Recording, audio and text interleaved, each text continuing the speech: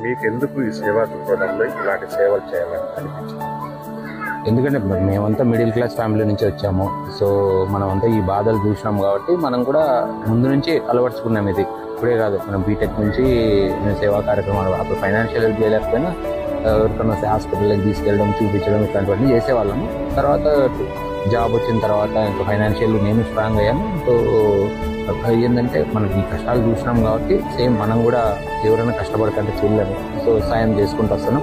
Main ఏంటంటే ఈ rural లెవెల్లో ఏమవుతుందంటే ఎవరు మోటివేట్ చేయక ఈ పిల్లలు అక్కడే చదువు ఆపేయడం కానీ అలా అయిపోతుంది అనమాట చాలా మంది. సో అలా కాకోకుండా మనం పుష్ చేయాలి, కొంతవరకు మనకు సాధ్యమైనంత వరకు చేయాలి అని ఇక్కడ లోకల్ యూత్ సాయంతో కొంచెం చేస్తూ ఉన్నాం. మన ఎడ్యుకేషన్, మోటివేషన్, అది చాలా థింగ్స్ చేస్తూ ఉన్నాం.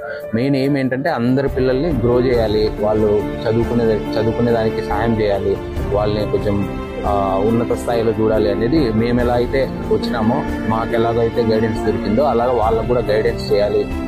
వాళ్ళకి తెలియదు, పిల్లల పేరెంట్స్కి తెలియదు ఏం చేయాలి ఏంటని, అలా అది మెయిన్ మోటివ్ అని.